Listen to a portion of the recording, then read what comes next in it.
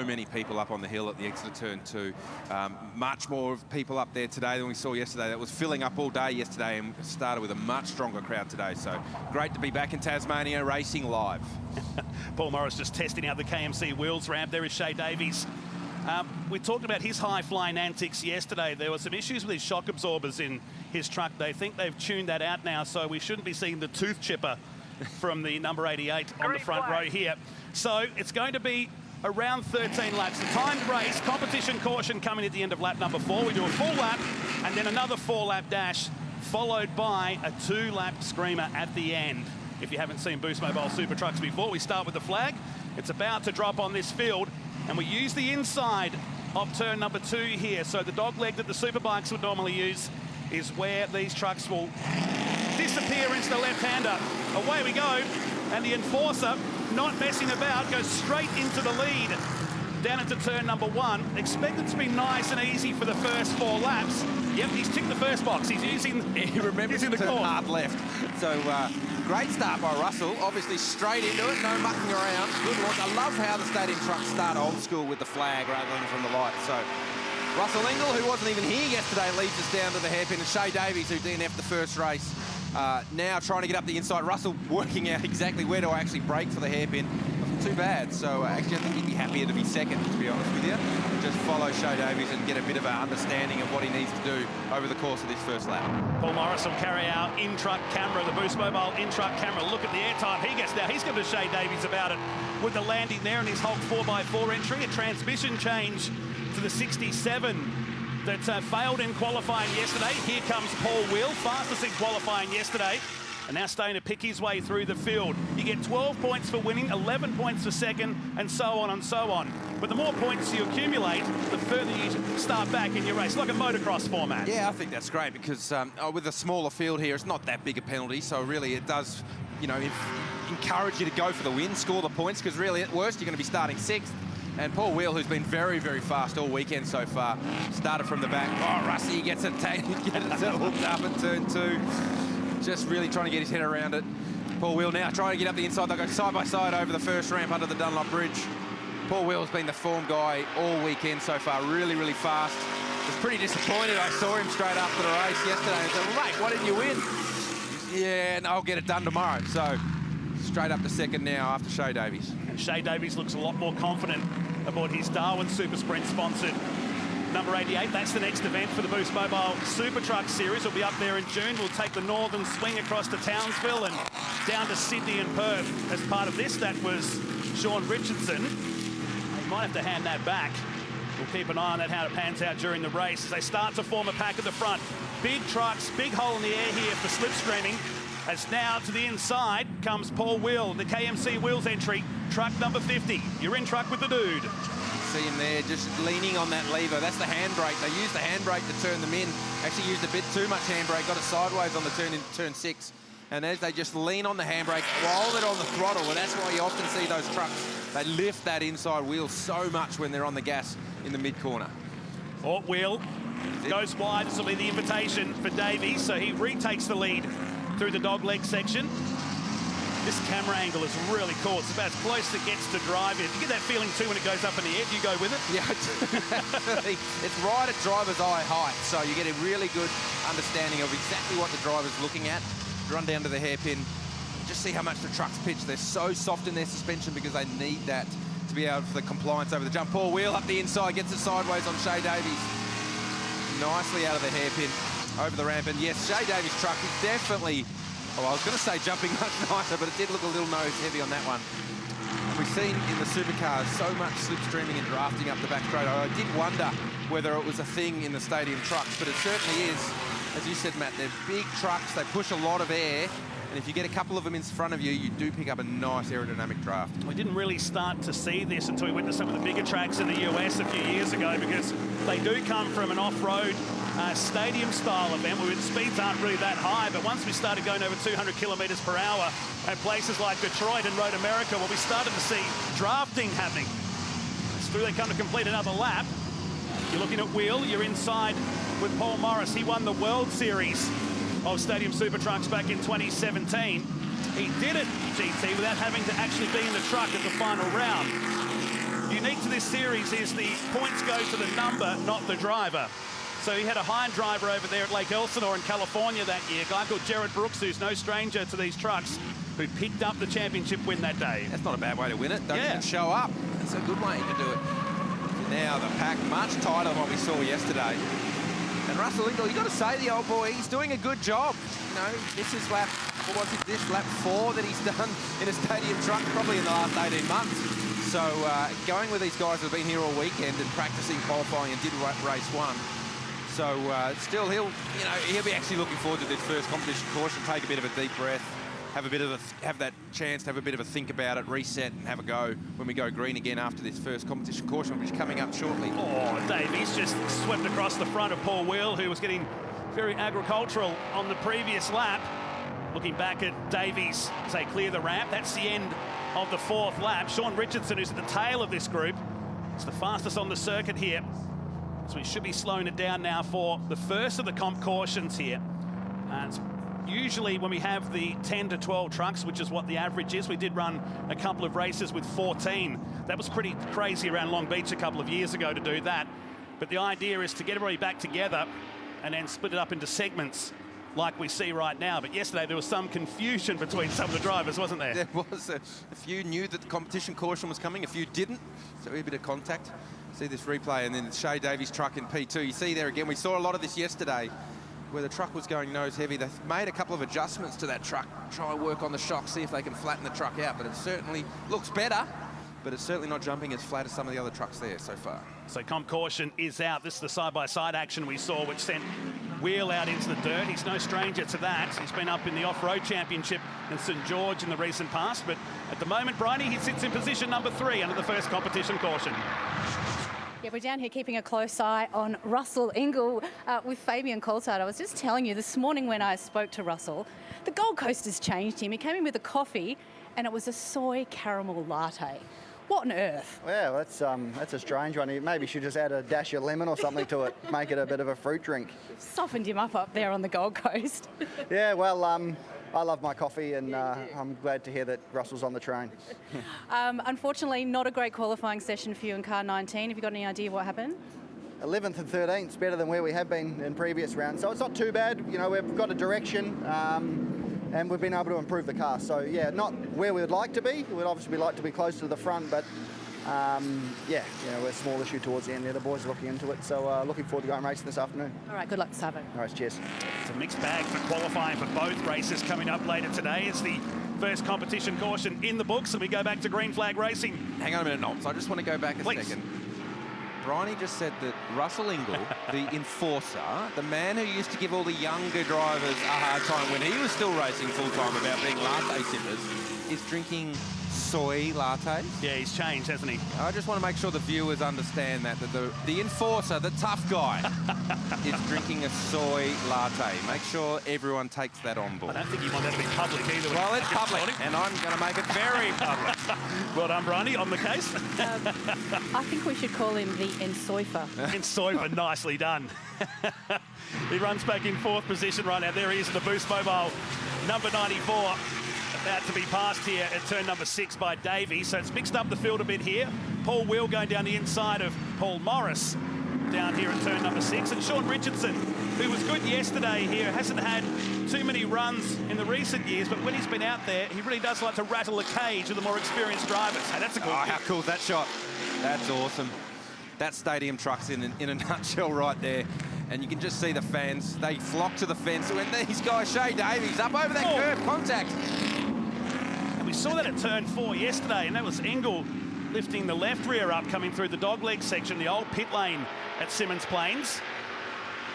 So the dude drops back into 2nd. Davies has got Richardson just behind. Here it is on the replay down at turn number 1. So unlike yesterday, they're really starting to attack that curve. Yeah, well, you can see there, Shay Davies turned it in early, got over that dome curve, and it set it up on 2 wheels. And then they sort of interlocked wheels there as they came into this tighter section of the circuit that the stadium trucks are using, the Superbike part of the circuit. Here, this will show us. Watch him just hit that dome, then bang, up on 2 wheels. So I actually wondered earlier in the weekend why they weren't using more of that curb. There's a very good example of why. probably easier when there's only one truck going through, and Ingle was doing the same just behind the turn 2 curb. This was happening down the Bowen Pairs these guys hairpin. are going on with it. Wow, Richardson and Davies getting together. And So Richardson on the handbrake on the way into the hairpin. You can see the rear wheels locked. Probably a bit too much handbrake and just slid it into Shay Davies. So those boys getting up in it. Oh. so a bit of debris. That's the first time, and that's not uncommon for this series to see bonnets or hoods or panels start to break away. They are a bit limited on supplies here.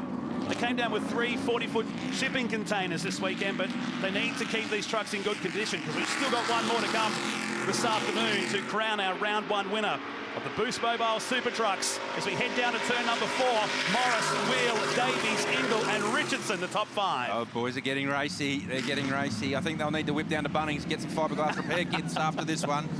Because if they're low on spares, no one's told this bunch.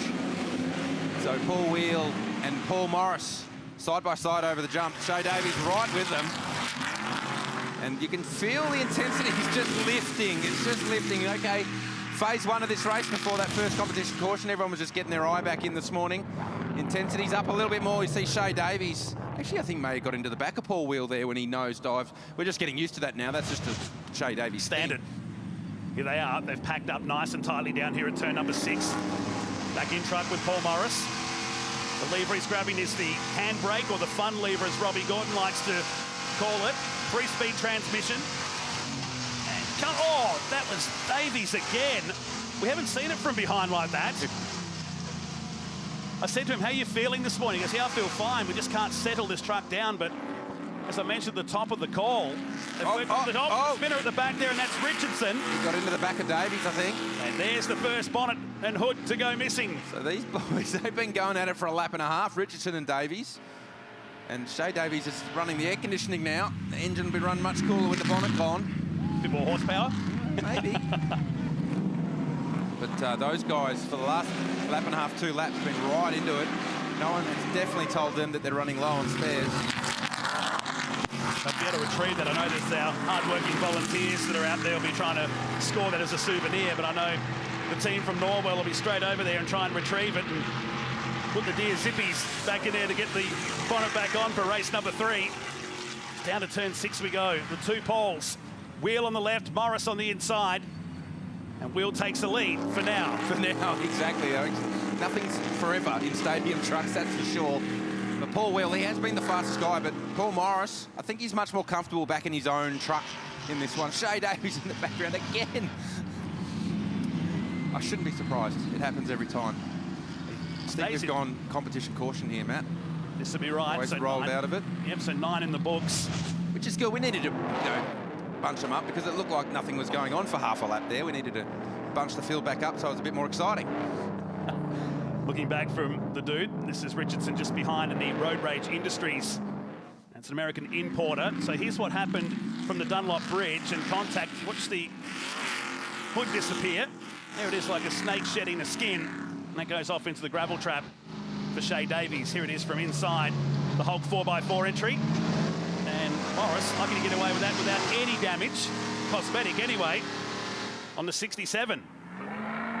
So it was actually Davies getting into Richardson. I thought it was the other way around initially. Russell Ingle at the back there is just, thank you very much. The world's opened up for me. I'll take 4th place. There is Davies on the slow-mo into the back, so it's pretty evident there. Richardson will get a chance to redeem himself. Do they have a driving standards observer in stadium trucks? Yeah, but They don't do anything. Not well, no. They just watch the action. Go, this is cool. Bryony. Yeah, down here in the unit racing garage with Zane Goddard, watching what not to do in today's 2 supercar races. Race 8, starting off the 2nd row. Congratulations, awesome result. Yeah, thanks. You know, for me and the team, it's absolutely epic. So it's going to be kind of surreal standing up there, only seeing one set of cars in front of us. But no, I'm looking forward to it. It's going to be a challenge. Pretty excited. So yeah, see how we go. Okay, with the tyre bank, are you going to throw all your tyres in the race 8 basket? I think it's safe to say we probably will. Yeah, go for gold. I think we're starting at P15 for the other one. So yeah, looking forward to the last race for sure. All right, good luck. Go get them. Cheers, thanks. Good qualifying result for Goddard. Fantastic. That race this afternoon. So we go back into green flag racing. Get back to your comment before about driving standards observer. That's about all they do, is observe. They just observe. Go, yep, okay, you hit him. Fair play, play on. So this is the dash to the end now. segment 3, if you will. And Morris on the outside of Wheel with the lighter Shea Davies Darwin Super Sprint entry just behind. Looking back from Morris's perspective. Across the ramp, the double ramp here at the exit of turn number 4. When they announced this category was going to come here last year, like, this is a racetrack for this category, much like Barbagallo was. Yeah, absolutely. When I heard the stadium trucks at Simmons Plains, I actually thought there'd be a ramp sort of more in the middle of the back straight to slow them down, because they're moving down the back straight, like you said earlier, Matt, over 200k an hour, and stopping these trucks, they're not designed to stop, they're designed to jump. So it's a skill that they needed to learn. We look at this under-car shot, the suspension travel of these trucks. You see how much that wheel's in the air. We're about to hit a jump now. Look at that. I just love how much travel. Supercar would be lucky to have about 15, 20 millimetres of travel. And the trucks being American, we talk inches. And that would be easy 50, 60 inches of travel. Yep. You're right on the maximum there. I wouldn't want to go too much further, and I certainly don't want to come back as a shock absorber in another life. Or Shea Davies front on it, to be honest with you. Or his passenger. Look at Davies just circling up to the back of this group, and again locks the outside. He won a race on debut at Adelaide in 2020. Really impressed the Americans that were in town. We're hoping to see the Americans, we hope and pray later in the season they can come back at the end and take on Australia's best. But for now, it's an all-Australian series. It's great to have him back. The Boost Mobile Super Trucks, Morris, Davies and Wheel. It's about to be a change of position once again. And Davies tried the outside, and you know better than most, you can't do that down there at 6. Tricky. Well, it's tricky in a supercar. I don't think the usual rules apply in a stadium truck, though. So we're just about to come around to start the last lap. Talking to Paul Wheel yesterday, he felt like he was leading the start of the last lap, and that's not what he wanted to be doing. So there is a little bit of strategy involved here. Whether he's got the speed to go with Shea Davies, who wasn't really involved. They've had a mechanical DNF in race 1 yesterday, but now certainly running top 3, has good speed.